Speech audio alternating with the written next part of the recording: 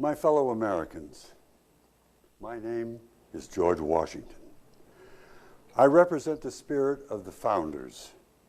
I have returned with the blessings of Madison, Franklin, and Jefferson.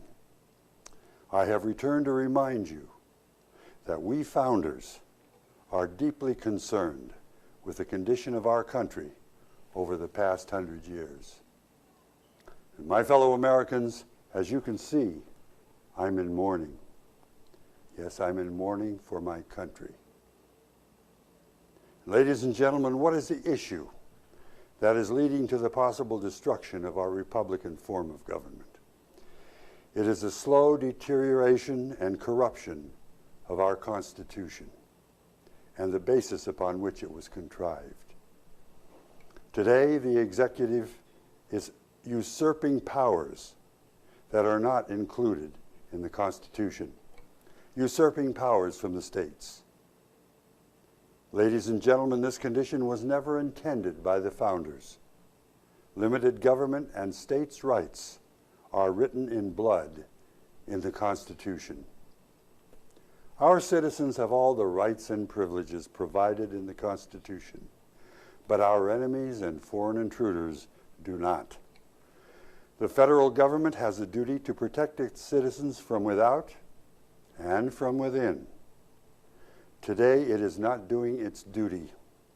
Our enemies have no rights in this country. Social justice is not written or implied in the Constitution. The Constitution is not a living organism. It is not meant to be altered by the whim of a politician or jurist. It was written as a guide to govern the citizens of the United States of America. And with the signing and adoption of the Constitution by the Congress and the 13 states, we became a sovereign nation, subject to all the laws, rules, and regulations which rule all sovereign nations throughout the world. Therefore, our borders are sacrosanct. We have always invited people of all nationalities and religions to come to our country, and they flocked to our shores by the millions over the years. But they were invited to enter our beloved country legally.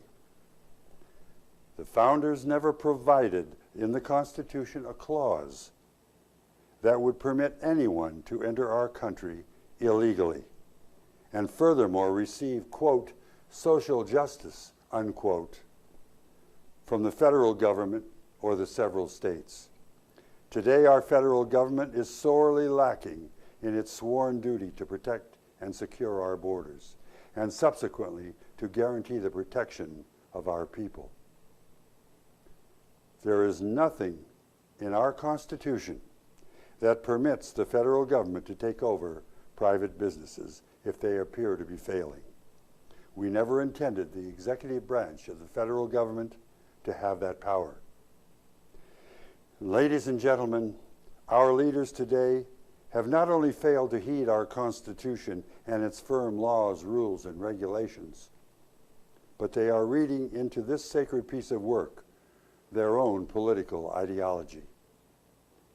And so, my fellow Americans, I would again remind you that all the signers of the Declaration pledged their lives, their fortunes, and their sacred honor. And I say to you, show me a politician today that would make the same pledge. As your first president, I maintain that honor is the most important part of that pledge, and that honor is sorely lacking in the politics of our nation.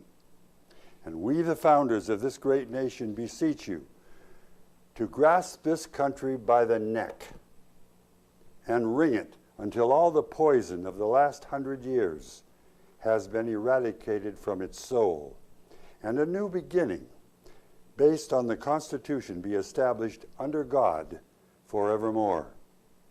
And remember, my fellow Americans, you are slowly but surely losing your liberty and freedom. You are slowly but surely losing your independence by turning it over to a global authority that will make the United States a second-rate country. We are not our brother's keeper. We are the sole keepers of the flame of the Stars and Stripes. And lastly, my fellow Americans, please remember the first three words of the Constitution. Quote, "We the people," unquote. Only you, only we the people, can rectify the deplorable state in which we find our beloved country.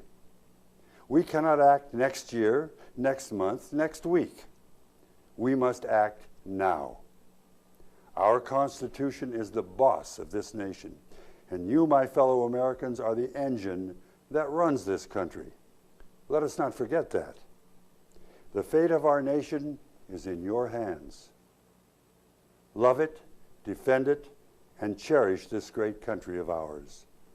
Don't let it die.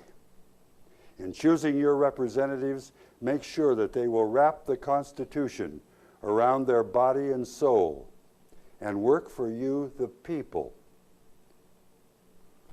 God bless you, and God bless the United States of America. Thank you.